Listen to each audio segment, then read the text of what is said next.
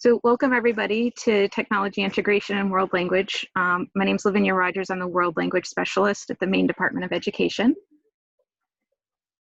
Emma, do you want to introduce yourself? Yes, still struggling with that mute button, even today. I'm Emma Banks. I'm the Secondary Digital Learning and Computer Science Specialist at the Department of Ed. So we know that you guys have been using technology in your classrooms, and so we wanted to just take a minute to get a sense of what technology you have been using. We're also going to come back to this later on in the conversation.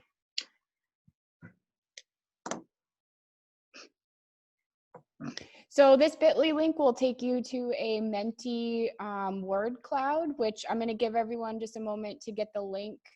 We can put it in the chat as well. And then I will share my screen and kind of show you as people are typing in what tools and strategies they're using. It'll populate a nice word cloud for us.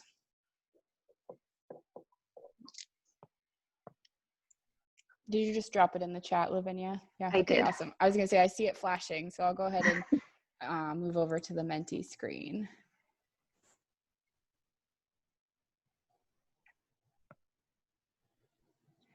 Oh, and now I have to.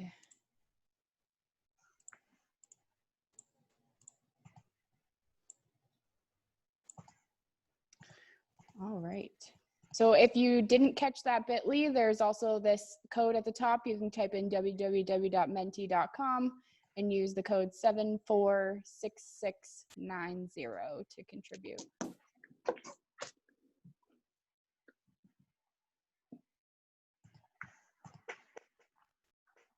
Looks like Google Classroom is popular. At the MLTI student conference, we had some students realize that if they all typed in the same thing, they could make it bigger. So like all of a sudden, like the number 9 started showing up like huge on the word cloud. It was great. Oh, YouTube and Zoom? YouTube is a world language best friend, I think. There's so much you can find. Edpuzzle, awesome.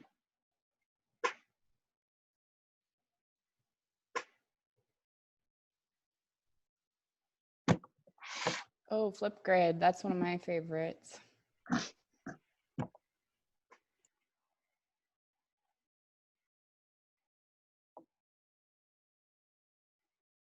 GimKit, nice.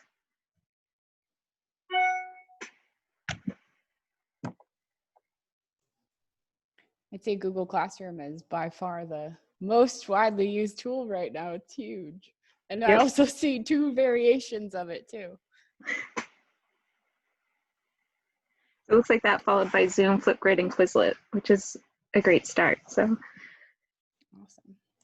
So we're going to capture this image. If you're still typing things in, that's perfectly fine. And we'll embed it in the PowerPoint, which we'll be sharing after the session so that you'll have access to everything that we're talking about. I'm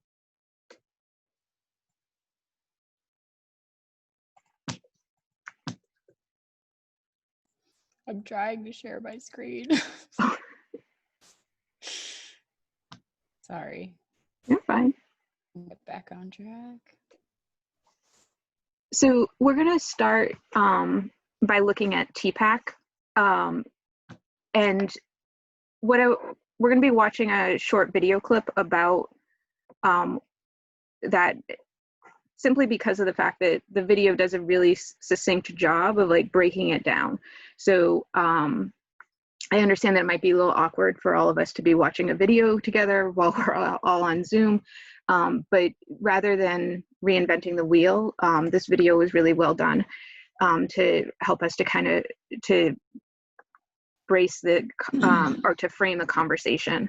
What I want you to think about as you are watching the video is how these overlap and why that would be important for our instructional practice. Emma, is there anything I should add for that framing? Nope, I think you're right on target. I think that this is a really clear resource so that if you've never even heard of TPAC before, this should give you a really great understanding of it to begin with.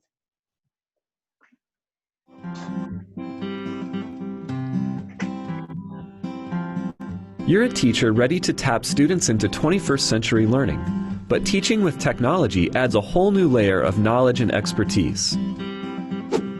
TPAC, or Technological, Pedagogical, Content Knowledge, is a framework that helps teachers consider how their knowledge domains intersect in order to effectively teach and engage students with technology. It's that look at teachers, how they teach, and the role of technology in order to better impact student learning. So, how does TPAC work? First, consider 3 domains: content knowledge, pedagogical knowledge, and technological knowledge. Content knowledge, CK, is the what, your understanding and expertise of the subject area you teach, whether it's science, social studies, math, language arts, or all of the core curricular areas. CK is made up of all the facts, concepts, and theories of any given discipline. Pedagogical knowledge, PK, is the how, your expert knowledge of the art and science of teaching. From learning theories to instructional design, PK includes methods of teaching and assessment, like project-based learning, as well as instructional strategies like Think, Pair, Share. Knowledge of these principles helps you design successful learning experiences for each individual student. Pedagogical content knowledge, or PCK, is the intersection of the pedagogical and content areas. The knowledge you have of how to effectively engage students in learning concepts and skills. This knowledge includes approaches for addressing different learning styles and scaffolding content for deeper understanding. Educational psychologist Lee Schulman saw this intersection as teaching at its best. But several scholars, including Matthew Kohler and Punya Mishra, have added an additional component to 21st century teaching: technological knowledge, or TK. TK represents your knowledge about the tools, including how to select, use, and integrate technology into your curriculum. But it's not just about the devices. It's also the quality of content that students access through apps, websites, and games for learning. By integrating technology into PCK, you now have new insights into and opportunities for student learning. Technological content knowledge, or TCK, refers to how technology is used in a subject area for deep and lasting learning.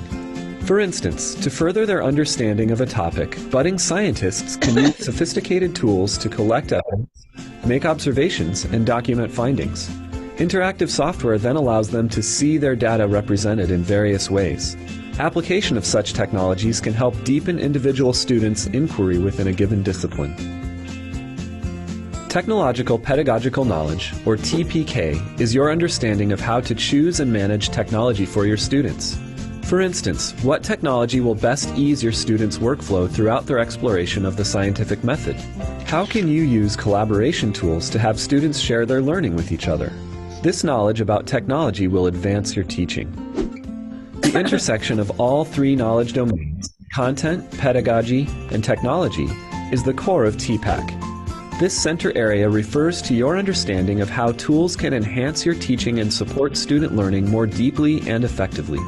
For example, when learning about water pollution, students could explore 3D models of bacteria's cellular structure, and then create their own animated images to analyze local water sources. They then could share their findings virtually with a prominent field expert. This dynamic interplay of all 3 components is TPAC, the heart of innovative teaching. You can use the TPAC framework to assess your own knowledge of content, pedagogy, and technology. Consider which areas you feel confident about and which areas you could improve upon. But also think about how you can collaborate with others at your school or in your professional learning communities to combine your strengths. For example, you could meet with your technology coordinator to brainstorm ways to redesign learning experiences.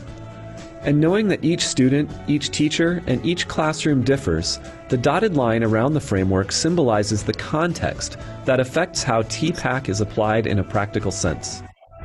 TPAC takes into account that every classroom context is unique due to variations in professional development, school climate, and available resources. In conclusion, TPAC will help you remember to start with your content and pedagogy, and then layer in technology. Sometimes we get excited about a new technology, and then we design a lesson around that particular tool. But in doing so, it's easy to lose sight of goals and objectives for student learning. TPAC reminds us that technology is just part of great teaching. It's truly an intricate combination of content, pedagogy, and technology that make for innovative teaching and learning. So, what does your TPAC look like?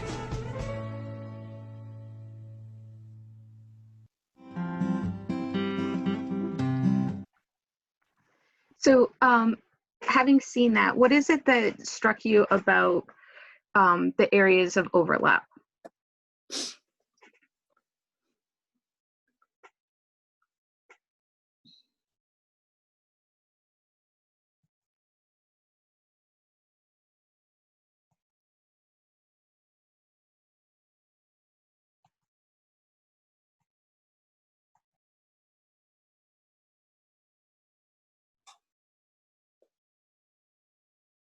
I'm going to scale the question back a little bit. What is it that struck you as you were watching the video? What stood out to you?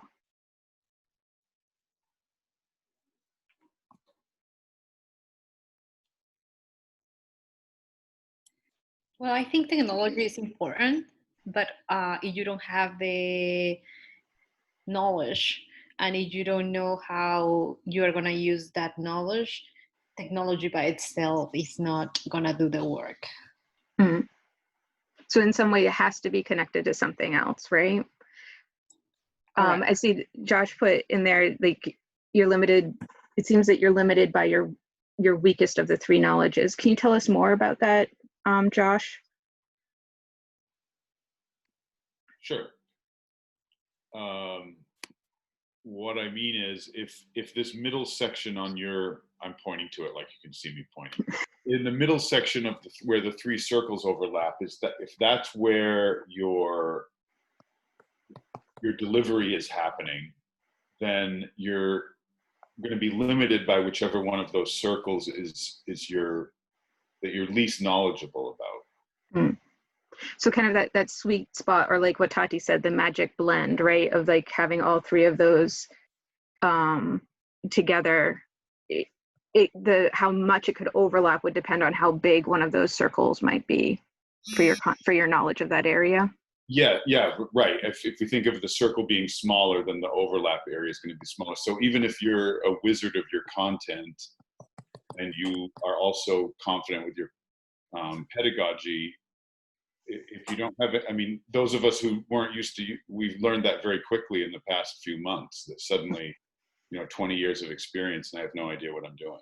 I don't know about you guys, but I felt like the same way. I thought I was pretty good at technology, and Em and I have talked about this, but then when this happened, I was like, oh no, like my circle is a whole lot smaller than I actually realized, because I would not have been prepared to teach like you guys have been teaching. I would have been in the same, feeling the same way that many of you might have been feeling when we made this switch. Barbara, I really like that comment that all three support each other, right? And that's the goal, right? Like that's how we make our sweet spot bigger, is because we find we have a good knowledge of our content. We've matched our pedagogy with the right deliver as the best way to deliver that content, and then have found those tech tools that will help us to do that, right? Because we have a lot of tech tools. It doesn't mean that we have to use all of them. Leticia, I love where you're headed with your thought, because that's where we're all going to be headed. And so, as I mentioned, like in thinking over the course of my teaching career, my circles have gotten bigger and smaller. The overlap has gotten bigger and smaller. And then new context, closing the schools with COVID-19, that changed them as well. And so what we're going to ask you to do is to actually take some time to draw your TPAC model. And I believe it is, I'm correct me if I'm wrong, it's pre-2020 and then in 2020, like meaning right, today, for instance, to just kind of to draw those, and you have the link here and it will also be in the chat. And what I want you to think about as you're creating these images is to think not only about the size of your content, pedagogical and technology knowledge, but also to think about how much they overlap, so that you come up with that visual representation. So think about the size of the circles, but also think about the relationship between those circles.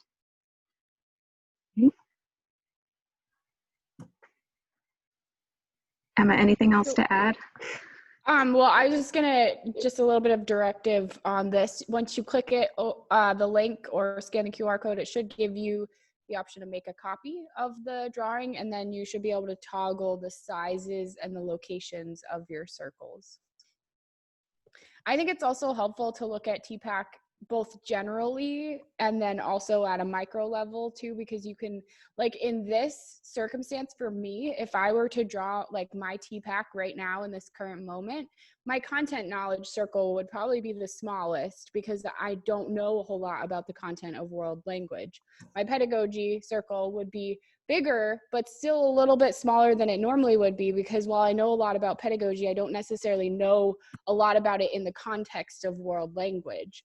And then my technology circle would be the biggest because that's what I do every day. So it's kind of that's where my biggest overlap would be. So I find it helpful to look at it both like generally as your like every day, but also then like when you're in certain circumstances, it can help to put that thought structure into your mind to be like, okay, so where's my comfort level right now with where I'm sitting? You know, am I comfortable talking about, you know, the content of this? Am I comfortable talking to the technology piece of this? So I've found it helpful to kind of frame some of my thoughts about like my strengths and weaknesses on multiple levels. So that's just an added piece. And I'll pull this up on the screen just so that if anyone's trying to make sure that they're in the right place, you can see it. We're going to give you about 6 minutes so that you can sit there and manipulate your drawings, and then we'll come back together.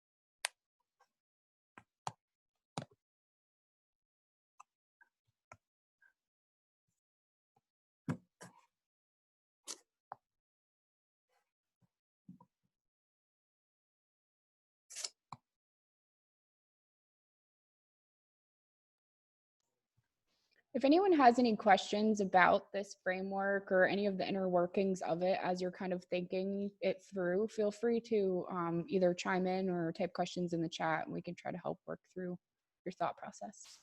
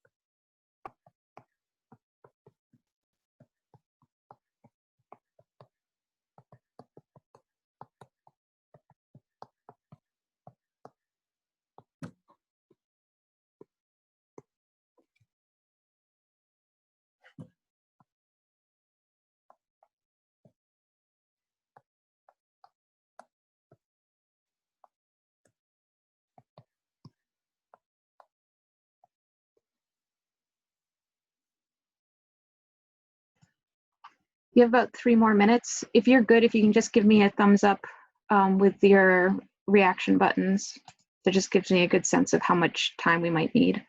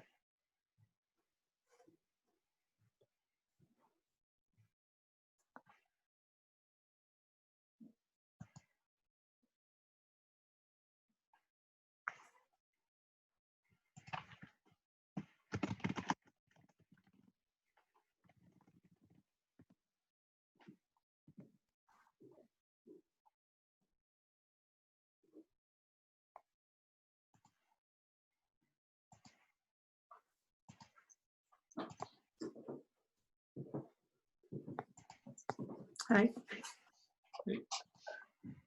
I screwed up twice in that cold water. So another book for the whatchamacallit. Okay, so we're going to be going in. If you're still working, that's fine. You've got a couple of minutes while I give the next set of directions. We're going to go into breakout rooms. I have changed just about everybody's settings to make you a co-host. So if you wanted to share your actual drawing, you can. If you don't want to, that's fine. You can simply kind of, the idea here is to be able to share about like what it is how you would describe your TPAC models and how they've changed over time. So you do have that ability to share, to do the screen share at the bottom of your screen if you'd like to, but you don't have to.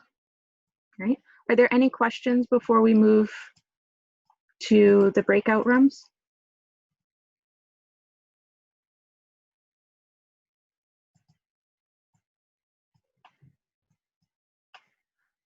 No questions? Okay, so you should be getting an invitation for the breakout rooms.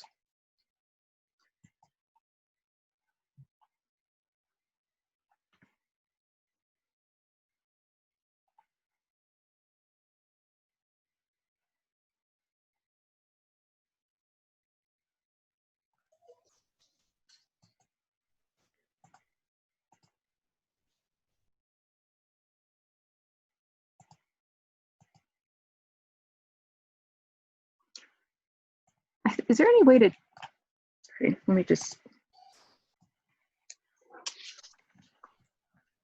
Okay.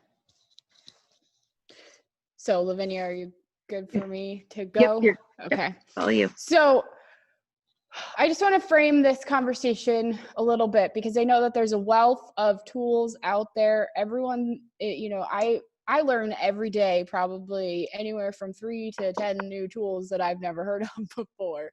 So, and that's coming from a technology specialist. So that should kind of give you an idea of how much is out there, and the overwhelming nature of it in and of itself can be daunting. So one of my favorite things to do when I'm evaluating technology tools and thinking about integrating them into a lesson or a class or a unit would be to think about purpose, first of all, and then use a model that helps to lead me through kind of the process of, okay, so I want to use a piece of technology to achieve this goal.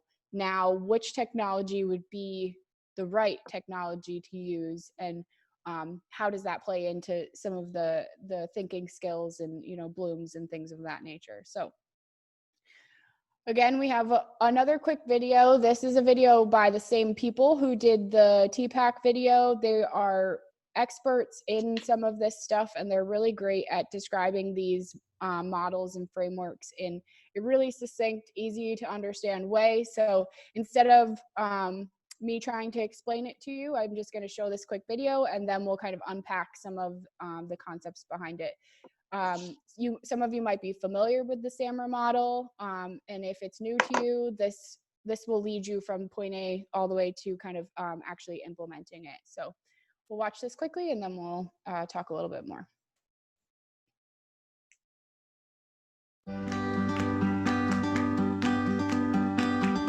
Every day, teachers are designing activities to target higher order thinking skills in order to engage students in rich learning experiences. But integrating technology adds a whole new layer to teaching and learning.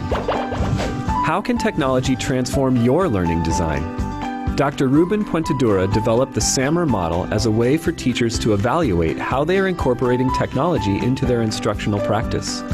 You can use SAMR to reflect upon how you are integrating technology into your classroom. Is it an act of substitution?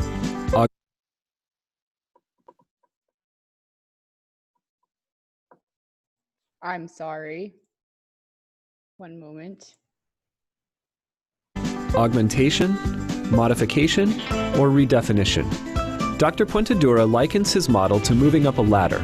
The model includes a dotted line that represents the threshold where you shift from using technology to enhance learning to using it to transform learning. Transforming learning promotes higher order thinking skills, such as analyzing, evaluating, and creating, which are essential to Common Core state standards and 21st century learning. So, how can you teach above the line? Let's take a look at an example of a classroom task and how it evolves through the lens of SAMR. In substitution, technology acts as a direct tool substitute with no real functional change to the task. For example, take creative writing. What if you had students write a story using a word processing program? In this case, students are substituting a handwritten story for a typed story. The task is the same with no real change in student engagement. In augmentation, technology still substitutes, but with some functional improvement. What if you took the same creative writing assignment and had students use a word processing program? They could use features such as spell check and tools for formatting. Again, the story writing task is the same, but the technology augments it with enhanced productivity. In modification, technology should allow for significant task redesign. Take the same creative writing assignment and have students use Google Docs to write their stories. Students can then share these stories with peers and provide real-time feedback. Here, technology has significantly modified the original task by introducing the benefits of student collaboration. At the top stage, redefinition, technology allows for the creation of entirely new tasks that were previously inconceivable. What if students transform their written stories into multimedia productions? After creating storyboards, students film scenes, edit clips, and add music. They can publish the videos and receive feedback from voices across the globe. In this case, technology redefines the story writing task to include media creation, critical thinking, collaboration, and communication. So, how can you use SAMR to reflect upon transforming your learning design? Puentedura offers reflection questions to help you move up the SAMR ladder and shift how you are designing learning experiences. For instance, ask yourself, what will I gain by replacing the older technology with the new technology? Have I added an improvement to the task process that could not be accomplished with the older technology at a fundamental level? Does this modification fundamentally depend upon the new technology? How is the new task uniquely made possible by the new technology? These are just a few of the questions you can ask yourself as you evaluate the design of a classroom task, and consider that not all technology integration is created equal. Ultimately, SAMR can help you evaluate your use of technology and design tasks that target higher order thinking skills, engage students in rich learning experiences, and impact student achievement.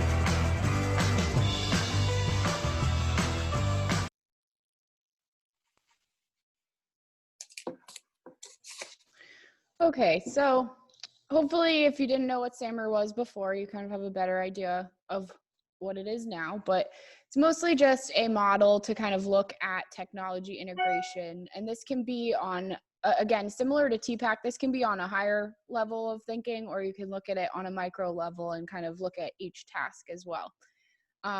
And here in a few minutes, we'll move into like a world language specific example that will kind of show how you can move it through the levels of SAMR.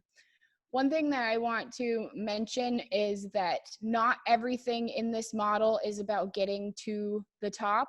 It is referred to as a ladder, and I'm not a big fan of that ideation, just because some things you only need to substitute, or some things augmentation would be just fine. It's only certain tasks, certain class activities that you would have done in person that you're now trying to do remotely, or that you're trying to maybe turn into a blended activity. There's certain, or you're trying to bring in outside, you know, global connections.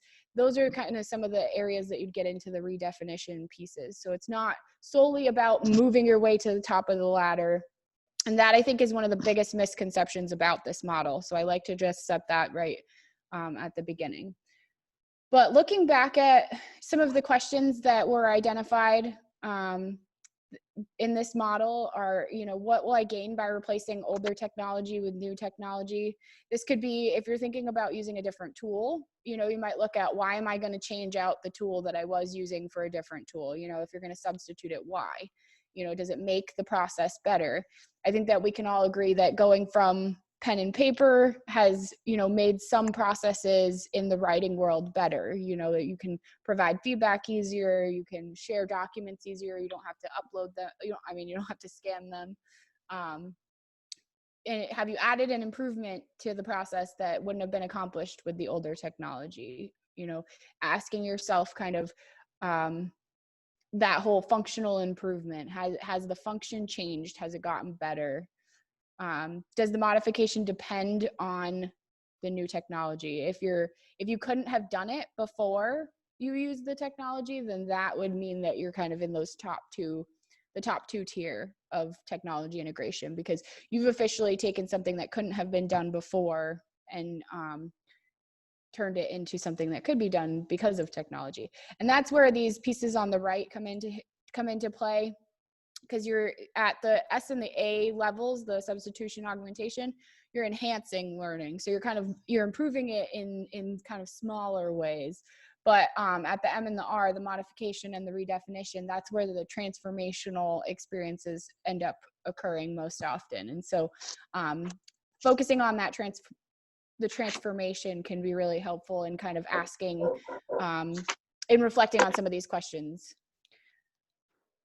Yeah, and then the last one is just, if the task was uniquely made possible by the technology, then chances are it is a redefinition, because without that, you wouldn't have been able to have reached that level. So keeping some of that in mind can be helpful for kind of looking at your own technology use, as well as the specific technology that you're using in lessons and assignments with students. You know, you can use this model to pick every tool that you use if you want to, and really be thoughtful about your use of tools. And so Lavinia is going to walk us through a specific, like a world language specific example, and kind of walk us up through the process of SAMR. So the example that was used in the video, even though it was in English, is the presentational writing. So the example that you're going to see here is the interpersonal, and specifically interpersonal speaking. There are other examples. There's a link to the other examples at the end that will allow you to see to look at other modes of communication as well. So I want you to take a second to read over the original task.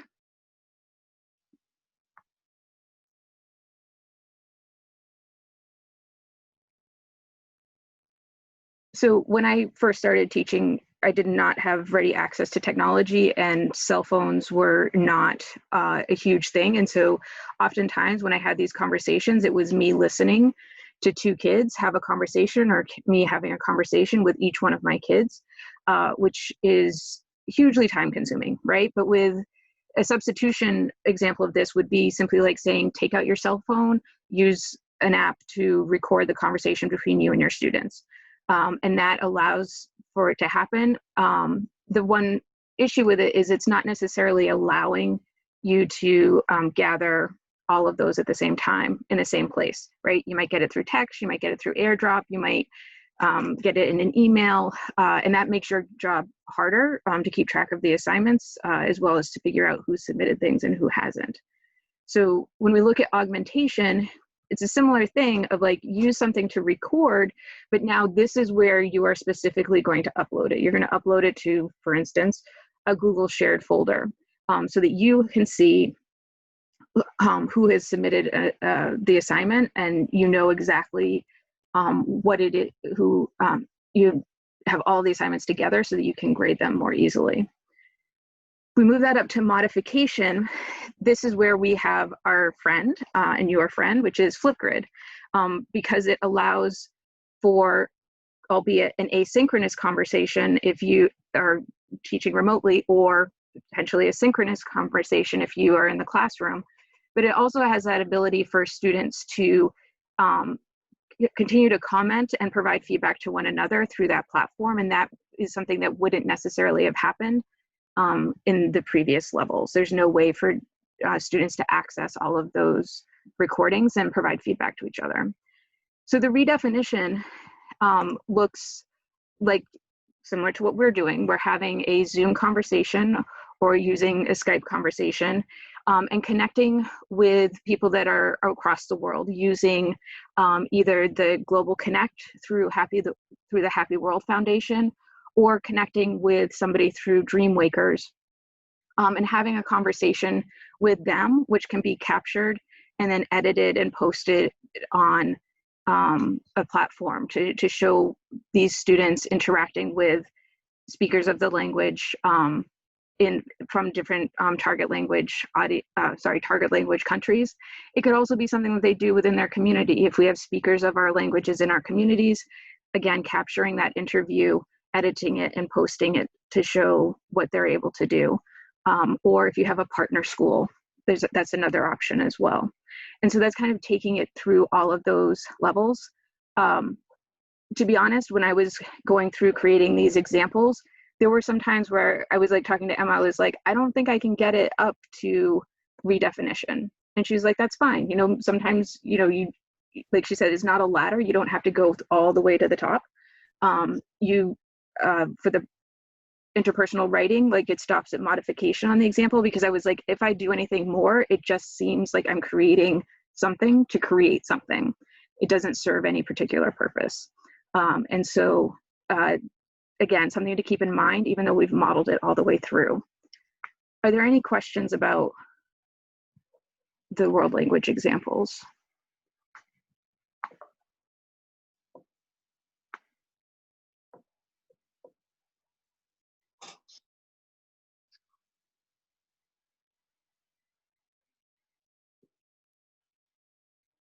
Okay. So we're going to ask, we had asked you at the beginning, thank you, Tati, for that feedback. We asked you at the beginning to put in like the technology that you were using.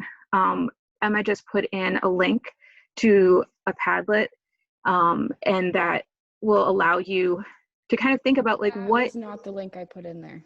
Oh, sorry. I put the link to your resource document that you had in the last one. The link for the Padlet is up on the screen now, though. Great. Thank you for catching that, Emma. Yes. So the link is to the example is in the chat box. Thank you so much, Emma. So the one that for the SAMR one, what we're going to ask you to do, sorry, the link that is now on the screen and that we will put in the chat is a link to a Padlet to kind of think through the technology that you're currently using, and how you're using it. To put it is like to think about, is this a substitution, an augmentation, a modification, or I'm drawing a blank on the last one, Emma. Redefinition. Redefinition, thank you. So we're going to go ahead and put that in the link for in the chat box for you. I like to think about SAMR just to help frame your thoughts as you're kind of thinking about whether something fits at a certain level. I like to consider it like a like writing an argumentative essay type of deal. Like if you can make a good argument that that it aligns with a certain level, then that is kind of where it's at. Like you have to be able to kind of, okay, this is at modification because of A, B, and C. And if you have those solid like reasoning behind it, then usually that's when you can be like, okay, yeah, this is definitely a modification because, you know, I can really sell that it's a modification. You know, if you can't convince even yourself that it's a modification or that it's an augmentation, then that's kind of a flag to put in your head. So maybe this doesn't fit here. And I'll pull up the Padlet in just a moment too, put it on the screen. So you should have that link in the chat now.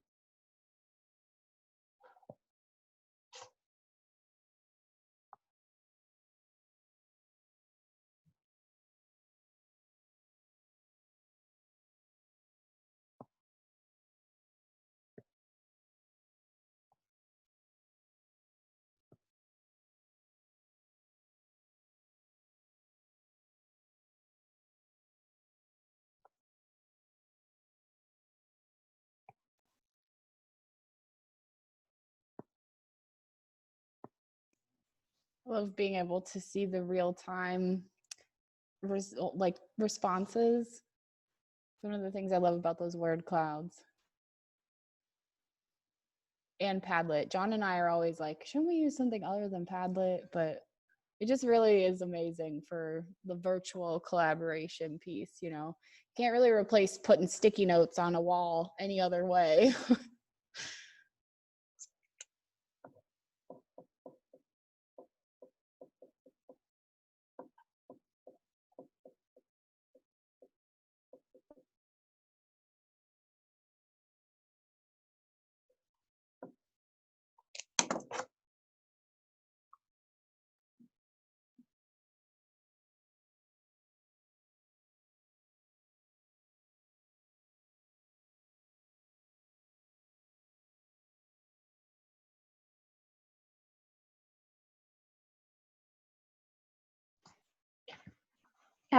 Tati has a question. She's asking if this was a new Padlet from this morning or the same one.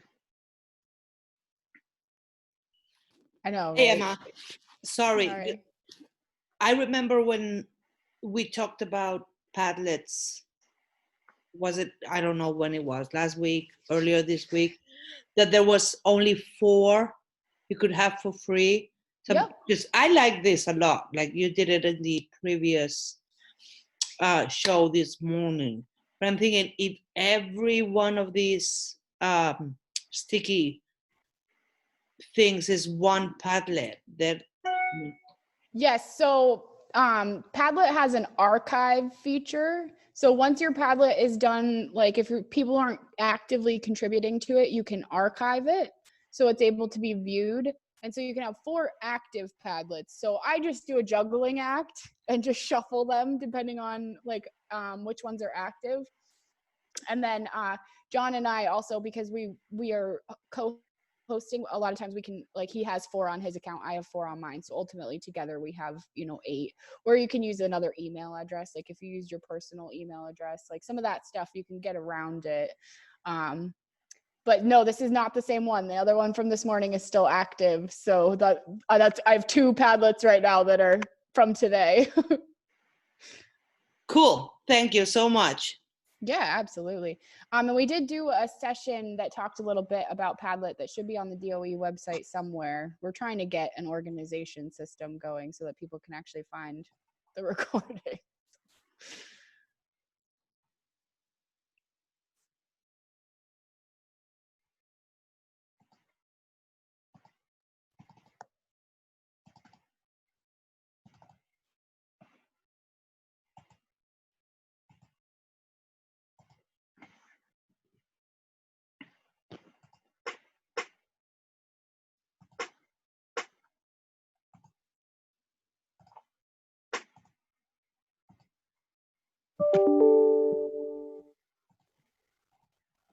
So it looks like people are just about done. Emma, is that about right? Okay. Yeah, it seems like there might be a couple things, funneling in slowly, but I think it's enough where we can move. So we're gonna kind of open it up for questions. I do realize that we're getting close on time. If you need to go, that is fine. I am putting the link in the chat for the feedback, if you'd like to do that. But what did you notice as you were going through putting your SAMR, putting your activities into SAMR, or what questions do you have for Emma or myself?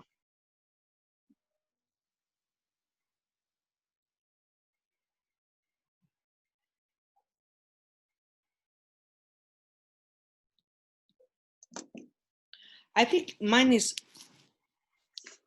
more than a question, it's a comment.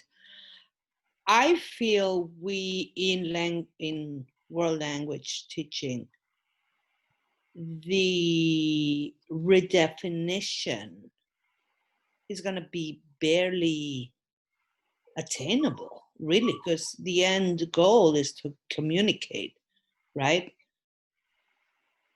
We talk. How are you going to redefine talking? I guess I'm having a hard time visualizing that. That's a perfect question. Thank you so much for asking that, because I think that that is the perfect way to kind of frame thoughts around this, is that idea that you want to keep your thoughts about SAMR very tool focused. So it's not about the activity itself, it's about the tools that you're using for the activity. So while, conversations might be a universal thing, the platform or the tool that you use to host that conversation and what features that tool has that make it either a modification or a redefinition are going to be where you're going to look at the levels, so to say. So like just using that example, like face to face, it would be an in-person conversation. So there wouldn't be technology involved necessarily. At the substitution level, you might substitute, audio recordings that you're sharing back and forth asynchronously. At the modification level, it might be, that you're doing a phone call with them and that you're, talking things through on the telephone instead. And then, ultimately you could argue that redefining it would be adding that video conferencing component, because if you are away from each other, then you're officially taking something that couldn't have been done. You couldn't have seen each other face to face and have a conversation in a remote environment. So that would be redefining that that instance. So try to keep your thoughts about SAMR very tool focused. I wouldn't say keep it tool specific. You know, you don't want to necessarily be like, okay, how do I redefine with Zoom? You know, but you might want to be, okay, video conferencing could help me redefine this activity because of this, that, or the other. And Emma, correct me if I'm wrong, the examples that you gave is more from like the teacher perspective of how they would be engaging. And so like, if you look at this is one thing that I learned with Emma, or from Emma, as I was going through this, is like, you can look at it from the teacher perspective of like, how am I using the technology?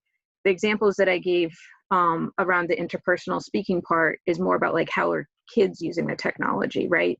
So like, they're using, for the redefinition for the interpersonal speaking, they're using Zoom or Skype, right? They're connecting with people in other countries or in other parts of our own country, engaging in those conversations, but then that's in some way being captured, right? Like videotaped, whatever.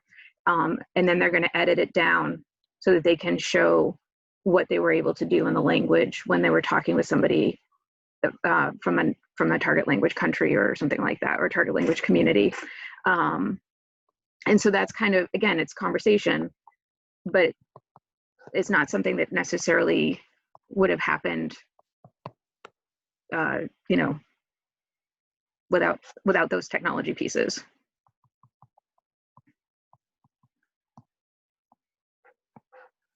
Yeah, I think that plays into that idea that you can scale this model to look at various uses of technology. You can look at student use, you can look at your personal use of technology, you can look at your professional use of technology. You know, you can look at it purely from the instructional lens, like how do I use technology to teach? And then you could look at it from your own learning as well. How am I using technology to learn? So you could really use SAMR to look at any type of technology use. Just make sure that you're keeping in mind what framing you are using when you're looking at it.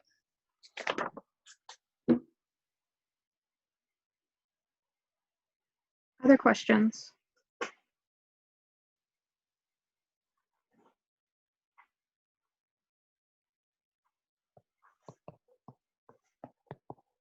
Any other thoughts about when you were putting the activities into the SAMR, or into the different levels of SAMR or stages?